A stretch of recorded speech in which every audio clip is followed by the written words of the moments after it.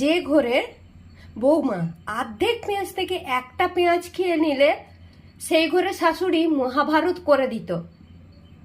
আজ বৌমা মারা যেতে তারই শ্রাদ্ধে লোক দেখানোর জন্য ভুরি ভোজ করছে। এরকম করে কোনো লাভ নেই। যে বেঁচে থাকতে থাকতে তাকে মূল্য দিলে না, সে মরে গেলে তার দেখানোর জন্য কিছু করার আছে? দরকার নেই, ছেড়ে দাও। তোমাদের মতন শাশুড়িদের জন্য না আজ যে কত সংসার ভাঙছে। খালি শাশুড়ি নেই, শাশুড়ি, শ্বশুর, ননদ এরাও ইনভলভ আছে।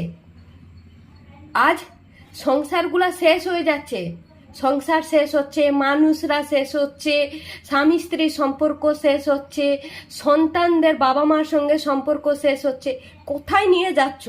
এরকম ছেলেদের বিয়ে দেওয়া দরকার নেই। তোমরা তোমাদের ছেলেকে রেখে থাকো, কাছে রেখে থাকো, অনেক ভালো হবে। পরের ঘরে কোনো মেয়েকে এসে মরতে বা হোক না, বা তাকে সংসার থেকে বেরোতেও হয় না, আর তাকে এরকম সমাজের কাছে অতিষ্ঠ করে, মানে তোমরা তো তাড়িয়ে দিলে। আর যে সেই মেয়েটা কিভাবে থাকছে, তাড়িয়ে দিচ্ছ বা মেরে দিচ্ছ, যাই হোক তো করছো তোমরা।